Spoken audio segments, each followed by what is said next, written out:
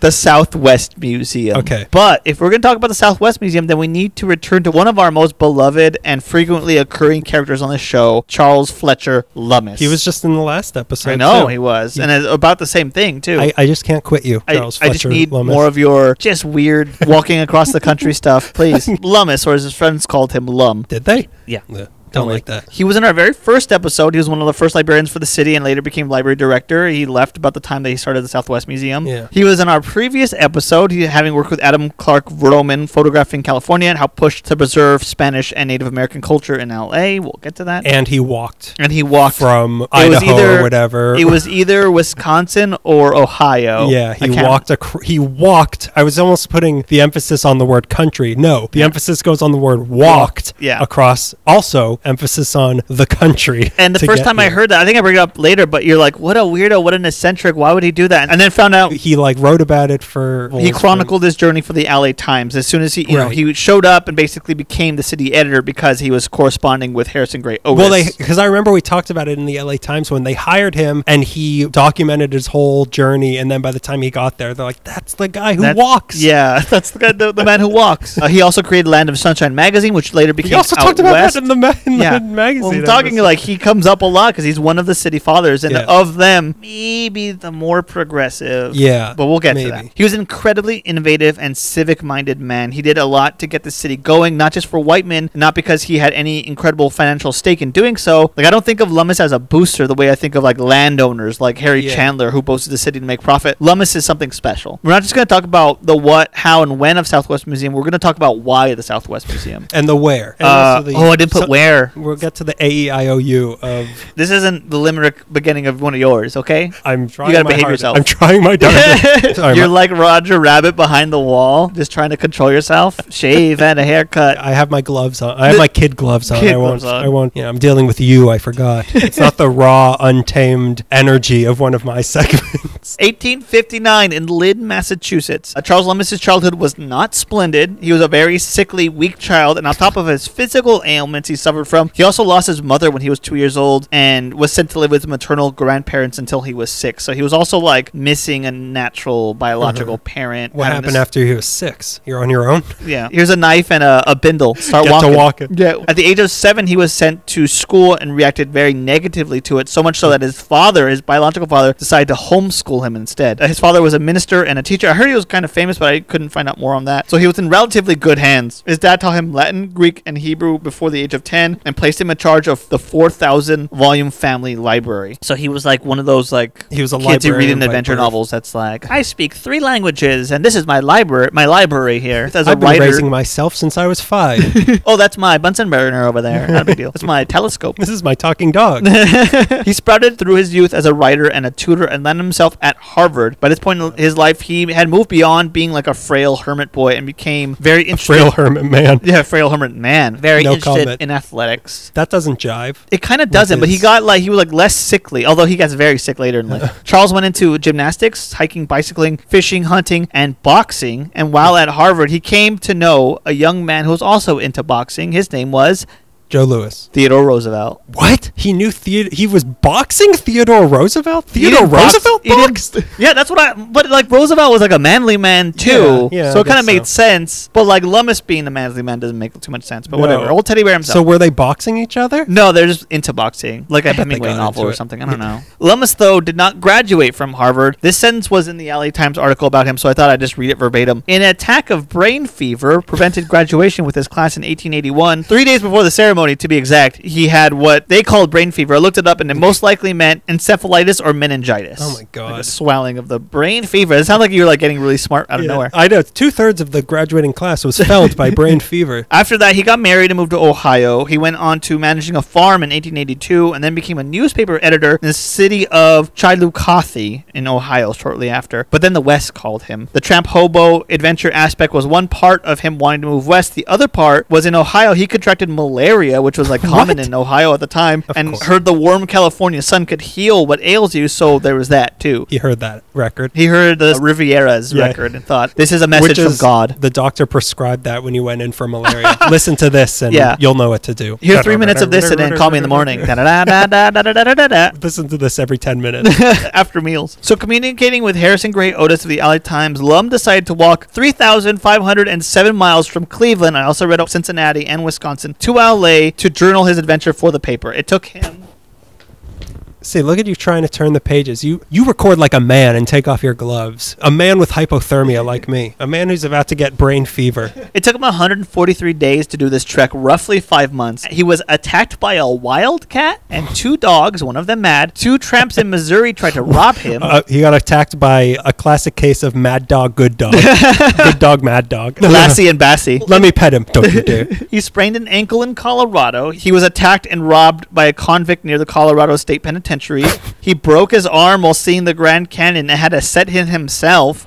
And then God. just plain had to deal with the elements and have to walk through all of this. That was his walk. I mean, He got mugged by wind. that hurricane stole all my money and my papers. He was probably trying to hitchhike for the same ride in front of the penitentiary. That was, The penitentiary. hitchhiking was not a thing in 1881, but good for trying. Do you have room on your horse? Yeah, what's wrong with hitchhiking onto a horse? Of course you can hitchhike onto a horse. That's probably Carrying where a it bunch of started. stuff already. It's a horse. Have you ever heard of strong? Oh yeah, stranger, hop in my wagon with my family and all my possessions, Yeah. please. I'll You don't be- know anything about the move towards west. You don't know nothing about the Oregon Trail. You don't know Yeah. anything about Manifest Destiny. Get into this stagecoach with my 16-year-old daughter and my Who's sickly curious wife, about boys? and I'll be on top outside of the thing running a horse. Not being able to hear anything happening within. You're a pervert. I'm not the pervert. It's people in the 1800s. On his walk, as well as being exposed to the elements, he was also exposed to a lot of different cultures and lifestyles, and was particularly moved and fascinated by Mexicans and Native Americans and what he saw as a simpler, less American, less capitalistic lifestyle. I assumed that's what he meant by a relaxing way of life, which I didn't want to say because that's kind of dehumanizing in a way. That's one of the interesting things about the walk he took, It must because have when been I so relaxing to be living in Mexican California. yeah, Mexican just California. struggling to grow crops. In a hut. What's weird about this walk, though, and yeah, that is kind of like hipster white boy, sort of like, I saw the way the Cubans lived, and I have to do it too, but like, Speaking of Ernest Hemingway, when I first heard about this walk, it sounds kind of like gimmicky, a little adventurous, a little bit eccentric, but then like kind of,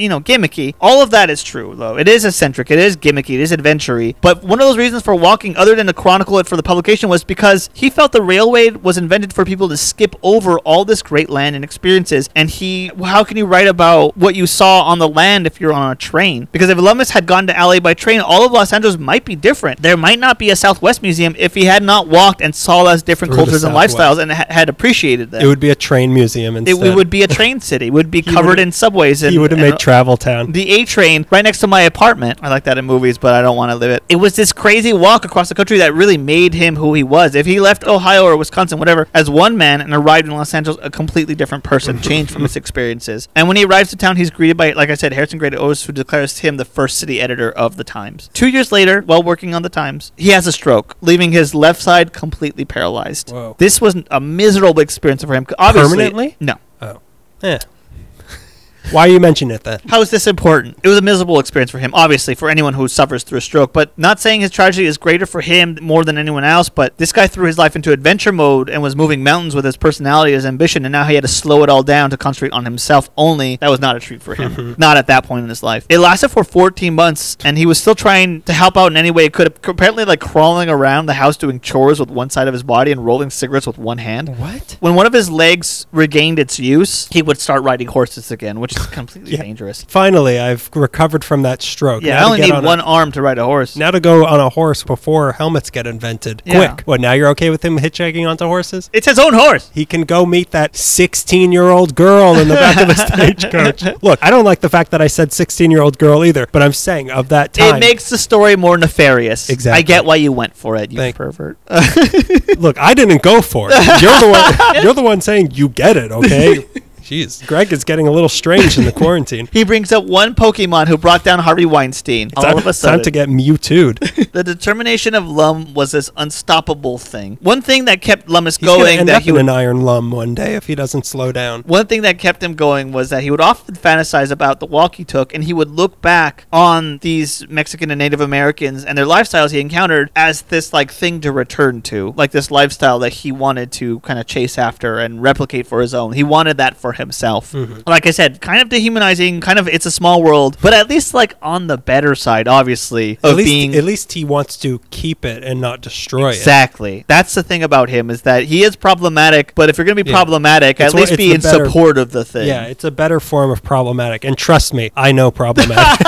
I've been in a stagecoach with a girl of a certain age. Look, Craig, it was the 1800s. Laws were barely a thing at the time. It was a different time. This is the worst sidebar thing we're sticking to. At the end of the 14 months of I started it trying to justify why I had given such a disgusting age, and you agreed, yes, it's to paint a disgusting picture, and then we took it too far. Again, wrong side of problematic. Wrong side of problematic. We're showcasing how to be on the wrong side of problematic. This was an example. Now to get on the good side of problematic. At the end of the 14 months of his recovery, he set back into the world, returning to a place he longed for, New Mexico. He first returned to the Chavez Ranch in San Mateo, then lived amongst the Native American, possibly the Taiwa, in Isleta, New Mexico, which is near Albuquerque. I've been to the Isleta Pueblo. Oh, yeah? Yeah. What's it like? It's problematic. In a good way. Problematic in a good way. He also began exploring with his... This is where it gets exciting for you. He began exploring with his mentor, Swiss-American archaeologist Adolf Bandelier. He was one of the first... I'm excited about a guy named Adolf. Remind you of anyone? But that is a cool name. Adolf Bandelier. The Swiss-American archaeologist. Yeah. Bandelier was one of the first academic investigators of Pueblo ruins in New Mexico and Colorado. He was one of those people that... I think they both would eventually go to the cliff dwellings in New Mexico. This very cool looking... I was also there too. It's problematic. Yeah. It's problematic because there's no air conditioning, but... It was problematic in a good way. The food was pretty good. Bandelier in the 1880s was working on studying the archaeology and ethnography. Thank you. Ethnography in the Southwest and Mexico. He was gathering information that would later go into his works, final reports of investigations among the Indians. When I say Indians, it's part of a title. Yeah. We should clarify that because in my next one, also the word Indian is thrown around a little bit. I cleared up to Native Americans whenever I could. It's problematic. In a historic way. It's problematic in a way I can't change because it's part of a title. And if you want to look it up, then you're going to need another title. It's problematic in a Mark Twain sort of way. He figured it out by the time he was dead. Final report of investigations among the Indians of the southwestern United States was the title of the report he was working on. And a fictionalized Pueblo ethnography, the Delight Makers. What? A great title for a BuzzFeed article. That one would sell today, yeah. They sell BuzzFeed, right? That's when Lummis would come into his life, working with him and studying under him. Oh, Greg. Oh, my. Now we're getting progressive. The two would also explore Peru and Bolivia at the turn of the century for Bandelier's work, the islands of Titicaca and Coati. Greg, you're being a little problematic right now. Let me tell you about Peru and Bolivia. Okay, I don't know enough about Bolivia, to be honest. But whenever I hear Bolivia, I always think Butch Cassidy and the Sundance Kid. That's problematic for sure. That's very problematic. The first thing you think about when you hear the name of a white guys who go hiding in Bolivia. Central American? Is it South American or Central American? I don't know. Butch and Sundance having the same conversation. Look at us. These exploration adventures really sewed in a great deep love for these cultures. These two white guys studying Native American and Native Mexican cultures leads to plenty of... These two white saviors. Yeah, white saviors moving in here. It leads to a lot of cultural appropriation on both their parts. And they don't seem to give a lot of voice to people of these cultures. So they're not heroic in any regard, comparatively. But if you look at the other fathers of Los Angeles, like, let's say, Doheny or Griffith or Harrison Gray Otis or the Chandlers or Mulholland, I can't think of these guys caring too much about any other cultures. I mean, some of them actively didn't. Yeah, actively against them. Yeah. So, like, yeah, Lummis has a lot of problems, and he is a very white savior, and I'm gonna speak your voice for you to the Americans. Like, it's got problems, but at the same time, would Americans have listened? Like, yeah, if he said, "Here's my friends from Bolivia," and they want to teach you about their culture. No, you tell me. So give it up to the guy who does care and actively seeks to preserve elements of these cultures. He would go on to advocate for Native American rights and fight for their justices. That being said, Lummis and Bandelier, from my limited research, teeter on exploitative. I just want to clear that air before I think like, oh, he's so great. So Lummis gets back after 5 years of exploring, and his love for the Southwest is reinvigorated. It's 1898. This is when he starts Land of Sunshine magazine and goes on to become city librarian. During this time, though, he was also working on preserving the pre-American culture of Southern California. He sets out to restore the failing Spanish missions, not just the two in LA, but like all through California. This work was done by a group he founded called the Landmarks Club, and they worked on preserving other historical landmarks as well. It's said that Mission San Fernando, San Juan Capistrano, San Diego, and Pala would not be standing today if it wasn't for them going out there to actually preserve these spots. Also problematic spots. And if you notice any historical landmarks that have been preserved, it's probably thanks to the Landmarks Club through the years. Via Adobe, Brand Park, Pio Pico's house, Greek George's grave, Los Encinos State Historic Park, the list goes on. This group was the one that went around and made sure that they stayed the way they were. And they're still around today? Or I think so, yeah. Okay. Are they? I mean, there's the Conservatory. Yeah, conservatory. I actually didn't look into that. I actually don't know how to pronounce it, so we probably shouldn't talk about that. We probably don't. Both of us are saying two different words, so we're talking about two different institutions. The Constitution? He also started the Sequoia League, which sought to secure justice for Native Americans in the Southwest. Here's a long excerpt from the Sierra Club website, because Lummis managed to get like-minded John Muir in on the league. Sierra Club in 2020 had to apologize for statements and actions made by the national hero John Muir, which included preserving and championing Yosemite for everyone but Native Americans. Yosemite, or as the bum would say it, Yosemite. The organization was dedicated... the problematic bum. The organization was dedicated to protecting Native American rights, opposing the federal policy that permitted Federal Bureau of Indian Affairs officials to remove Native American children from their reservations and send them to faraway boarding schools against the wishes of their parents, which is how you outbreed a culture, basically. Is you send kids to white school, send the kids back to their parents' culture, and then the disconnect grows from there. So they're looking to squash that. These practices cut off hundreds of children from their families and even prevented from returning home even during summer vacations. Lummis came to regard the U.S. government's Indian education policies as an abomination, which they were. The Sequoia League later battled against Indian agent Charles Burton, accusing him of imposing a reign of terror on the Hopi Pueblo in Oroabi by forcibly requiring Hopi men to cut their long hair. The League further opposed policies in the Office of Indian Affairs attempted to enact Native Americans from wearing Indian costume and blanket and from engaging in Indian dances and so-called Indian feasts. Lummis and the Sequoia League argued that preserving Native American industries such as beautiful, artistic, valuable handiwork they used to do, like basketry, blankets, rugs, silver jewelry, beadwork, and fine pottery, which he said every educated person recognized as artwork of very high rank, would make the Indians better off than to make them ashamed of all this and to teach them in its stead to play the mandolin, play football, wash dishes, sew overalls, and the factory industries of factory mines. Lummis and the Sequoia League, it wasn't just a face, they were actively trying to fight for Native Americans in the Southwest. The case that spurred him to create the Sequoia League was against the Supreme Court concerning the possession of the property known as Valle de San Jose, or as the white ranchers called it, Warner's Ranch. The decision from the Supreme Court stated that Native Americans whose homes were located in several rancheras on the property should be removed from their homes to a government-chosen reservation. Sequoia League fought so hard and swiftly that they made an impact. Instead of moving them onto a reservation, the Native Americans in that area moved to a new home in the same area which was still their ancestors' land. All of this to say Charles Lummis cared deeply about Native Americans of the Southwest, of course. And while others in LA saw them suffering through post-mission, post-American life and did nothing, Charles Lummis did something. While others disregarded them as simple, Lummis knew how complex their culture was and genuinely appreciated them. It was not charity for phony philanthropy. This was deeply rooted love and appreciation for his culture he was not part of. So best intentions. But were there people in this league that were actually Native American? It was just a bunch of white people? I think it was I didn't go through the list of people. I'm going to say it was in 1903. Yeah, a lot of Smiths. A lot of Wesleys. Yeah, and Adolphs. Lots of Adolphs. So in 1903, seeing that the Archaeological Institute of America had nothing dedicated to the American Southwest, he decided to start his own West Coast chapter, the Southwest Society, which I think at its founding already had 360 members. All of this so early in the tale of Lummis, because if you recall, in 1905, that's when he becomes city librarian. So he's doing this all at the same time. All of this is happening in his life. I guess he shows up to the National Library Conference, from what I heard, full Western garb and a beard, and got a lot of looks for showing up like a cowboy. And his love for Southwest culture also shows itself in him making an iron cast. But I thought this was something different. This accent's fake, by the way. His love for Southwest culture also shows itself in him making an iron cast and branding library books with it. I think I remember him. He had to do the sound too. So finally, let's talk about what the Southwest Society does. Let's talk about what the Southwest Society does. I don't know if it's the cold or just saying the word Southwest so much, but you're getting twangier as this I am goes getting along. twangier. I'm going to need some Chipotle aioli sauce on something, too. I'm going to need a hot cup of Chipotle to kind of warm me up. Now, Lummis was not just into I just documenting... got to have Baja Fresh after all I this Southwest need Baja stuff. Fresh today. Lummis was not just into documenting things he found on his travels through the Southwest. He was also collecting artifacts from Native American and pre-Columbian areas. Their mission was to create a comprehensive museum. Oh, what's this? 1903? Okay, that's good to know. Covering the museum's science. Okay, well, that's about the same time. I mean, just because you were neck assigned and neck, to do it. photo finish. Photo finish by a year. I guess it's a photo.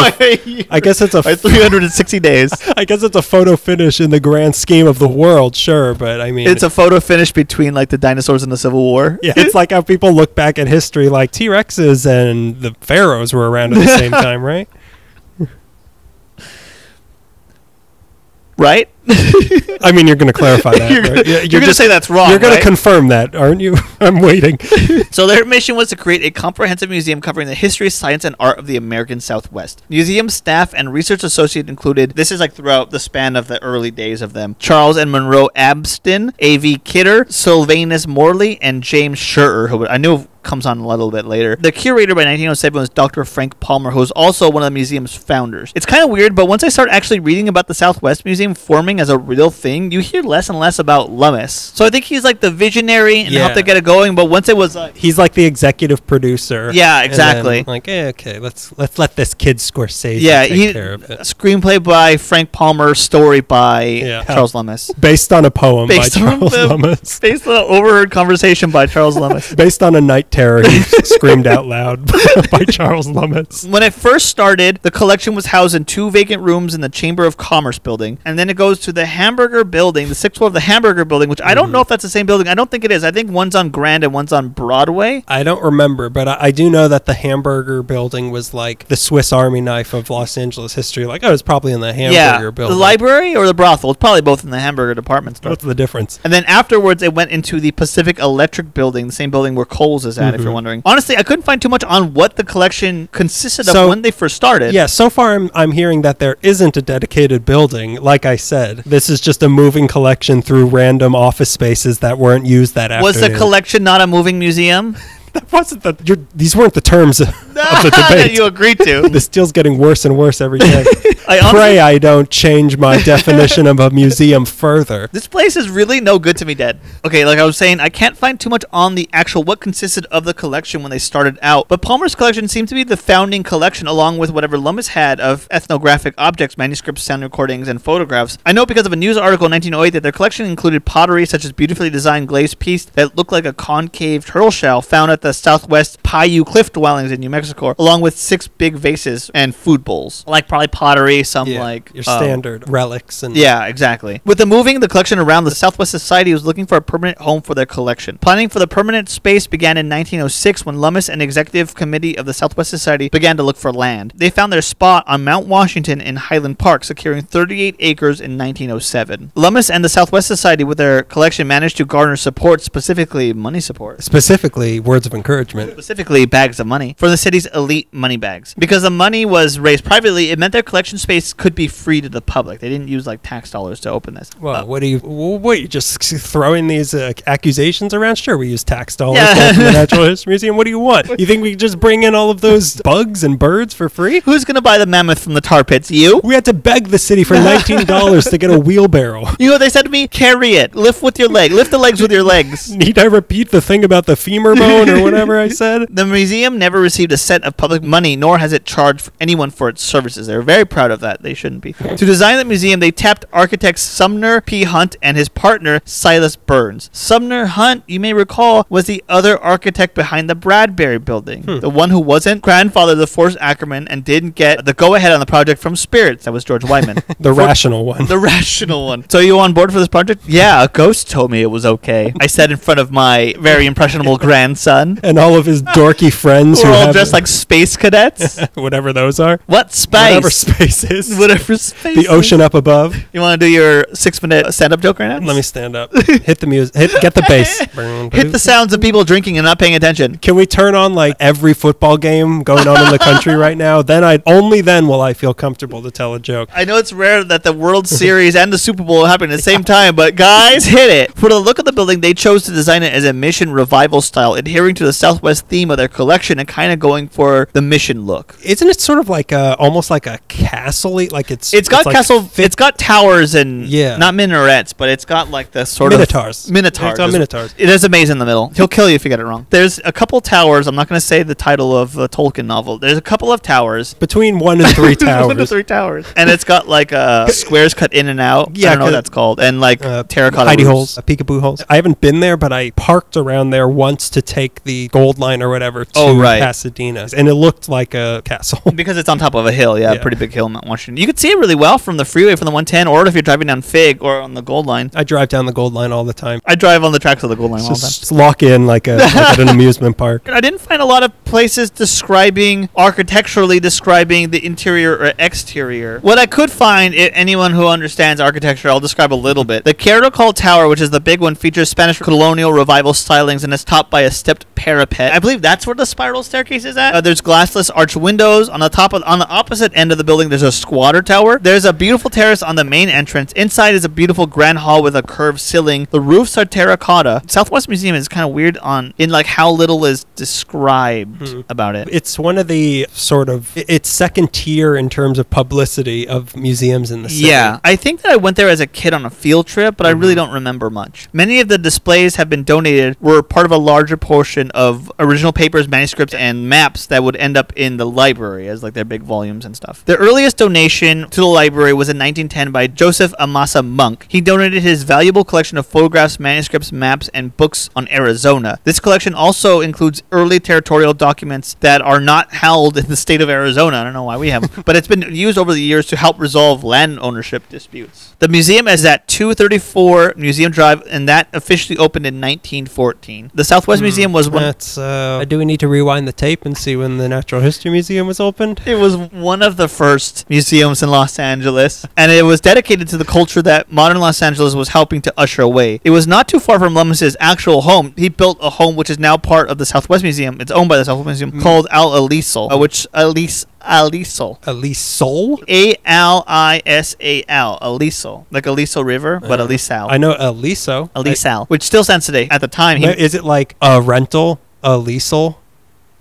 That's funny. That's really funny. What I'm asking is it for sale right now? When can I move in is what I'm asking. He and his wife at the time, he had many, used their last $100 to buy a lot close to the river. It took 13 to 15 years to build it in its entirety. He had help from a young Native American boy named Don Carlos to construct it. They used river boulders and concrete to build it. So if you see it, it's like a... Yeah, it looks like it. Speaking of franchise that will not be named, it looks like what a small diminutive character from that franchise would live in. Yeah, it's like brick. It's like bricks stones and stuff, yeah. It's Pulled from the river, yeah. Pulled from the river. Wow, that's disgusting. It must smell really bad. Go on. Construction started for that in 1898. That sounds like around the time he had a stroke, which is probably from carrying rocks. But it was finished about 1913, they think, or from what I can gather, because everyone's like 15 years from when he started, but it said I got 2 dates on when he started. The year that the first museum in the city opened? You mean the Southwest Museum? It still stands, like I said. I mean, it's in the southwest of the city, kind of, around USC. That's where the museum is that we're talking about. It still stands today. It's along the 110 freeway, 200 East Avenue 43. I stumbled upon it many times, like, what's this hut? And it's Charles Lummis's house. What's the smelly old rock hut? In the 20s, the Southwest Museum got a new director, James A.B. Schur, one of the first guys who was involved in it. And they moved from, this is where we keep our collection, to a museum focusing on education, anthropology, early Native American history, and contemporary Native American culture. It says Southwest, but is it it's not like pioneer stuff, it's just Native American stuff? I think it's just Native American stuff, yeah. They branched out with outreach programs, guided tours, and a lecture series. They also started a publication called The Master Key, the museum's membership magazine. Charles Lummis died in 1928, leaving behind a remarkable legacy. Southwest Museum isn't even close to being what he's remembered most for. Although problematic, Lummis, like I said, advocated for a multicultural, multi-ethnic Los Angeles. Here's a weird thing that I learned that is completely side note. If we ever did our side note Patreon thing, this would be that. In 1991, when his son, Charles Lummis's son, Jordan Lummis, he has like a weirder name, but he goes by Jordan. When he was 91 years old, he shot and killed his wife and then himself, a murder-suicide. His reasoning was that his wife was in ill health. His wife was named Gregory, was in ill health and couldn't stand it anymore, and he didn't want to go on living without her, so he killed her and then shot himself. What a noble guy. If everyone agreed to it, pretty romantic. If it's a surprise thing. Something tells me Gregory didn't agree to it. So we're done with Charles Lummis. We can't control our own children now, can we? Some people's children are just embarrassments. Embarrassments to the family. So a lot of this info below that I'm about to say comes from the Online Archive of California's Finding Aid on the museum, which thankfully gave me a great timeline. Back to the museum. In the 30s, they brought on anthropologist Fred Hodges to be the new director. Hodges himself had a career of working with the Smithsonian. He looked over the museum until the mid-50s, and he really made the Southwest Museum what it is today. Through his connections to other museums and institutions, the collection of the Southwest Museum swelled to 200,000 items, including photographs, manuscripts, and books, all going to their library, which was, from what I heard, a great research library. I think that's the guy who was also involved with Vroman. Oh, maybe, yeah. Maybe that's how I know Fred Hodges. I think he's the one who took Vroman on the photographic journeys around the Southwest. Maybe you're right, yeah. He encouraged working Native American artists I know what I'm talking about. I'm right. We don't have to go back. I have a photographic memory. I have a photographic memory. It's just that they're Polaroids, so it takes a while to develop. It takes like 5 years for me to develop a memory. He encouraged working Native American artists to produce works so the museum could acquire them. So he's actively going to artists saying, if you paint this, we'll buy it from you. Okay. They have a massive collection of Navajo textiles, which is most likely the biggest collection of systematic textiles in the country. They developed a Hopi collection, which included baskets, clothing, Katsini dolls, and other objects. The basket collection it's pronounced Kachina dolls. Is it it's spelled? I only knew them by name, Kachina dolls. And I recently, just like a week ago, saw something spelled out the word. I'm like, that doesn't spell Kachina. Kachina dolls? Kachina dolls. Oh, Kachina dolls. They're cool. I have one. Is that right? Yeah. Describe it. It has a face like this. The basket collection of the Southwest Museum is thought to be the country's largest collection of Native American baskets. It contains not only tourist pieces, but everyday items. Their collection there. The Hopi collection. The baskets, which are part of the bigger collection, span the centuries from pre-Puebloan age to the 21st century. They span the Americas from Alaska to Tierra del Fuego. Hodge also put out a couple of publication series that were kind of famous. The Hodge Anniversary Series, the Southwest Museum Papers, and the Southwest Museum Leaflets. The Master Key magazine went national under Hodge's direction. He filled the staff and the board of trustees with influential, prominent anthropologists. So it was like, in his era, became like fleshed out in a full working Southwest Museum. In 1943, one of the expeditions from the Southwest Museum team found an ancient stone bowl site in the Big Tujunga Wash near Orcas and Foothill Boulevard in San Fernando. What's a stone bowl site? It was a stone that looks like a stone bowl. It was actually discovered by Mr. and Mrs. Lloyd McAfee, who were out enlarging their garden and found it. The McAfees found that they and their neighbors now lived on what was once a ceremonial site for possibly the Keech. But the problem with the Southwest Museum was seen as early as the 1950s. That's at least when I could find the first articles that were like, we got a problem. The attendance. It's problematic. Attendance was a big problem. There was no definitive answer on why that is, but some say because Highland Park at the time was off the beaten path, maybe. Another deterrent was the lack of parking for attendees up to 1956 when they finally built a parking lot. If pedestrians wanted to get to the front doors even, it was a hike after having to look for parking on tight, curvy hillside residential streets. It was not an ideal location after all, although it's quite beautiful. One solution to get more foot traffic was to dig into the mountain that the museum was built on and build a tunnel that would lead to a staircase to get you inside, or later they added a rickety elevator. Even better. Yeah, so they did that. The tunnel under the Southwest Museum is 280 feet long and quite narrow and disorienting. The entrance is beautiful and is yet another Mayan revival piece in Southern California. Along the walls of the tunnel are about 12 niches that would hold dioramas depicting indigenous scenes, but it was really hot in that tunnel, so all the dioramas were really kind of like malformed because of the heat, because there's no ventilation other than the two entrance and the exit. So this tunnel, it's still there? Yeah, it's still there. After quarantine, we were driving around and we wanted to kind of get a look at the Southwest Museum, and we passed that entranceway, and that beautiful entrance, the Mayan Revival one, it leads to the tunnel, so you can kind of look down the tunnel. What do you mean after quarantine? You lost me at after quarantine. I went to the exterior of the Southwest Museum and I could see the tunnel from behind closed doors. After quarantine, meaning like like once the quarantine was put into place, Oh, okay. then I went. You mean quarantine isn't over yet? In 1977, the Braun Research Library building was constructed to house the collections of printed materials, sound recordings, maps, works of art on paper, and archives, and over 140,000 photographs showcasing the art, traditional clothing, dances, rituals, ceremonies, dwellings, and various aspects of daily life for the different Native American groups. At some point around here, the Southwest Museum became more aware of the sensitive issues surrounding the work of early anthropologists regarding Native American groups and how unfair it was for people outside the culture to comment on what was happening inside. So at this point, the library staff working at the Southwest Museum began working with Native American consultants to determine what culturally sensitive issues might arise from providing greater intellectual and visual access to the collection and how they wanted it described to the public. So at least at this point, they're like aware of it and actively trying to bring Native American people in to talk about it. And in 1981, a new museum director stepped in, and that was Patrick Houlihan, who worked hard on rehabilitating the physical museum, which had been kind of crumbly since it was built in 1914. Since it was built out of rocks pulled out of the river. And trying to bring it up to modern standards. He also created a development office and public relations department. He breathed life into the docent program. He increased the museum's endowment and started the ARCO facility for exhibitions. It was also under Houlihan's direction that a number of exhibitions turned over more frequently, giving people more of a reason to come back. In 1984, the museum went through another renovation. By the 80s, attendance clocked in at around 60,000 people annually, which included 25,000 elementary school kids. Not enough at all. All at once. Yeah, all at once. All on the same day. In 1986, the Board of Trustees was looking to merge with another institution to help relieve the financial distress that the museum was under. And in 1987, to cut costs and balance the budget, they had to close the library and archives at the Southwest Museum. That's their most cherished thing. It certainly is. For the rest of their days, the Southwest Museum would be struggling. But changes were made. A curatorial department welcomed Kathy Whitaker in 1991, who worked on strengthening the relationship the museum had with Native American communities that the museum represented in their collection. Invitations were given to the communities for anyone who wanted to become a consultant or a curator, basically, if they had willing to go through the schools. But that alone, them inviting Native American voices into their community, was not enough for the public. Under their new director, Thomas Wilson, the museum continued seeking money and land because they were at this point willing to give up their original spot, and they were looking to move their entire operation. The Mount Washington location was giving them too many problems. Being a 90-year-old building, money would not come in part because of the Northridge earthquake, which damaged the building even further, and money was just not floating around after that. It was under the lead of the new director, Dwayne King, who took over in 1998 to try to get some money flowing and save the museum. The museum at that point would install exhibits at LACMA when it was still at the May Company building. This way, they could bring the museum's collection to a new audience, and this was able to get them recognition, thus leading to an institution willing to partner with them to save them. As you probably know, that institution came in 2003 in the form of the Autry Museum of the West Heritage. Yeah, you're welcome.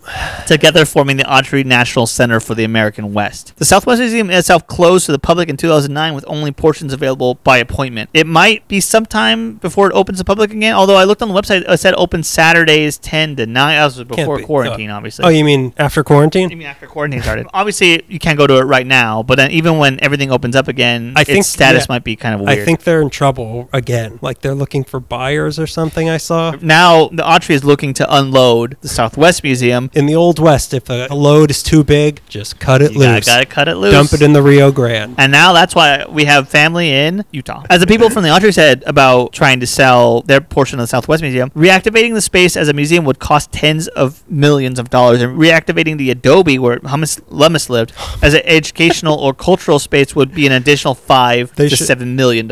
At the cafe, they should sell Charles Fletcher hummus. You're stupid. The Southwest Museum not only carries the legacy of the region and Charles Lummis, but of all the Native American communities represented by the museum. And if they can't find a buyer, I hope the artifacts can find a home in those communities again.